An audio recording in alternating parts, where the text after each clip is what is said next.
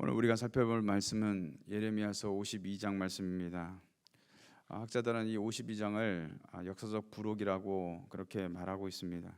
그 이유는 이미 39장에서 유다의 멸망을 구체적으로 다뤘음에도 불구하고 또다시 52장에서 마지막 이 유다의 멸망의 모습을 다루고 있기 때문에 그렇고 11년 동안 시드기야의 이 마지막 11년 동안의 통치를 자세히 다루고 있기 때문에 그렇습니다.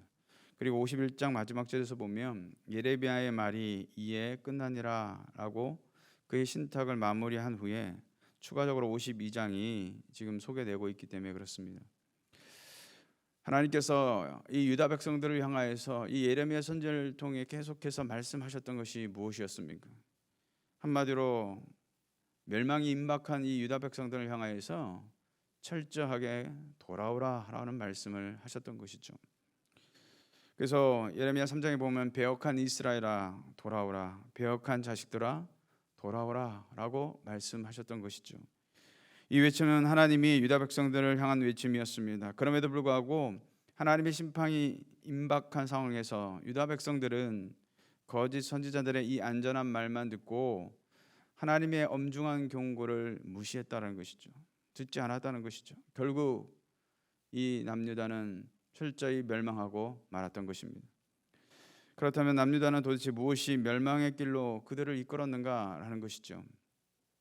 한마디로 잘못된 선민사상 때문에 그랬습니다. 북이스라엘이 주전 722년 아수르에게 멸망하지만 남유다 백성들은 멸망하지 않고 안전하게 성전에서 제사를 드렸던 것이 다윗 왕조가 그들과 함께 한다는 사실 때문에 자신들은 결코 망하지 않을 것이다 라고 생각을 했다는 것이죠. 이 말은 그들이 어떤 삶을 사느냐에 상관없이 결코 자신들은 망하지 않을 것이라는 잘못된 확신을 가지고 있었던 것이죠.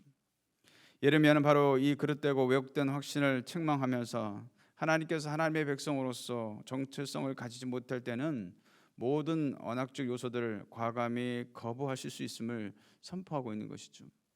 사랑하는 성도 여러분, 하나님께서 하나님의 자녀된 저와 여러분을 향해서 무엇을 원하시겠습니까? 하나님의 자녀된 삶을 살라고 또 우리에게 그것을 원하시지 않으시겠습니까? 그런데 우리는 마치 유다 백성들과 같이 때로 하나님을 배반하고 나의 고집과 욕심을 따라 살아가거나 교만하게 행하며 하나님을 대적하며 살아가기를 쉽지 않더라라는 것이죠.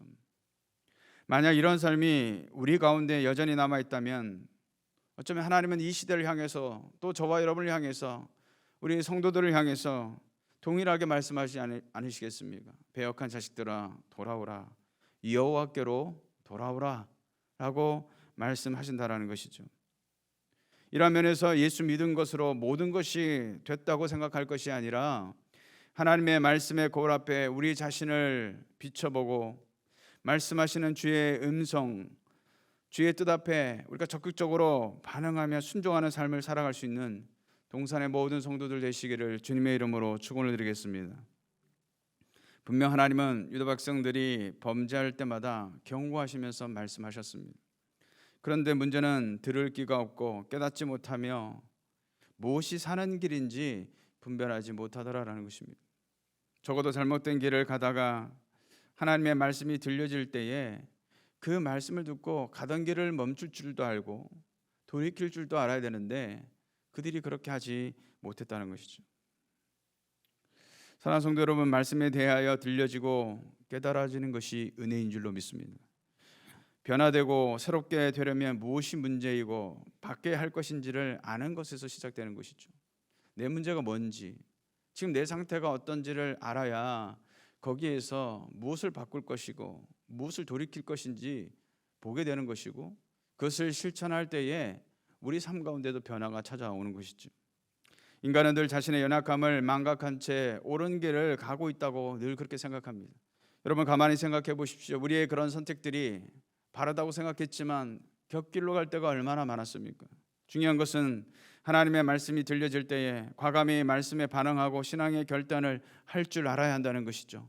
적어도 믿는 하나님의 백성이라면 그 말씀 앞에 우리가 즉시 반응하는 이러한 태도가 필요하다는 것이죠. 남유다가 멸망하게 된 또 다른 이유가 무엇입니까? 영안을 뜨고 하나님의 뜻을 분별하지 못했다는 사실입니다. 예레미야는 남유다를 심판하기 위해 쓰임을 받은 바벨론 왕 느부갓네살에게 순종하고 그를 섬길 것을 명령했습니다.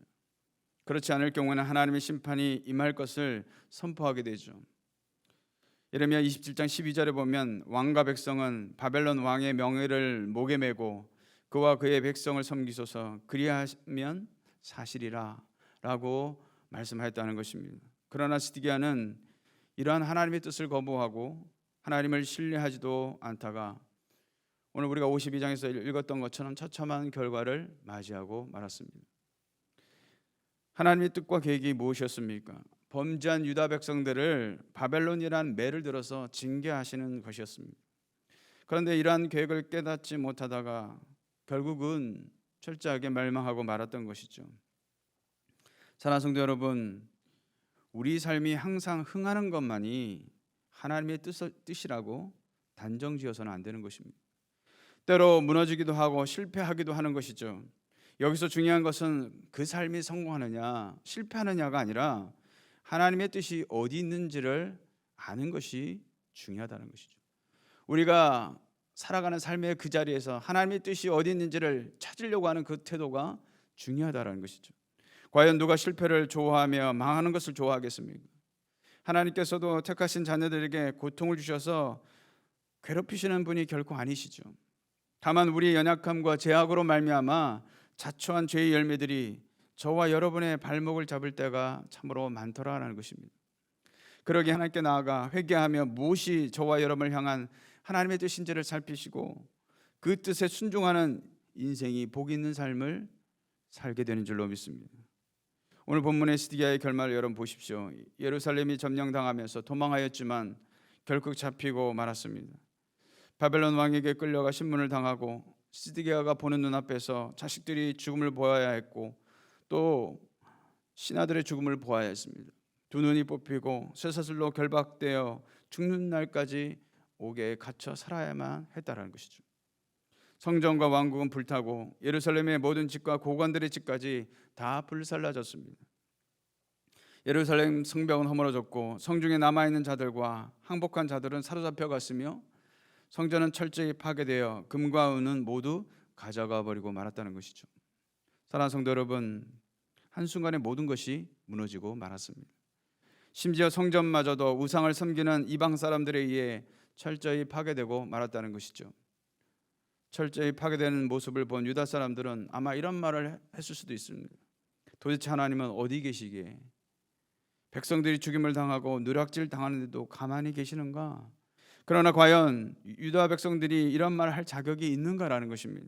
하나님께서 그토록 경고하심에도 듣지 않다가 철저히 망하게 되니까 다급해서 너무나도 안타까워서 이런 말을 하고 있는 것 아니겠습니까? 이는 오늘 저와 여러분도 마찬가지죠. 우리가 무엇인데 고난 중에 하나님은 가만히 계시냐고 말할 수가 있겠습니까? 과연 그럴 자격이 있느냐라는 것이죠. 결코 단 한 사람도 없다는 것입니다.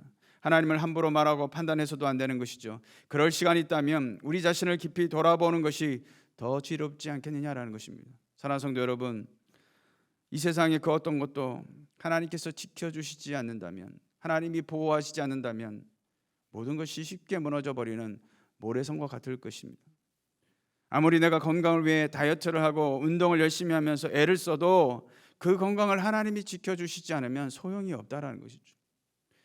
그러기에 모든 주권이 하나님께 있음을 잊지 말고 오늘 하루의 삶도 남유다의 이 실패를 거울 삼아서 더욱 믿음을 따라 하나님이 붙잡아 주시는 인생, 하나님이 지키시고 보호하시는 인생, 하나님이 이끌어 가시는 그런 인생을 사실 때에 오늘 우리에게 말씀하시는 하나님의 말씀을 잘 듣고 과연 나를 향한 하나님의 뜻이 무엇인지를 분별함으로 이 마지막 때에 하나님의 백성다운 거룩한 삶 살아갈 수 있는 동산의 모든 성도들 되시기를 주님의 이름으로 축원을 드리겠습니다.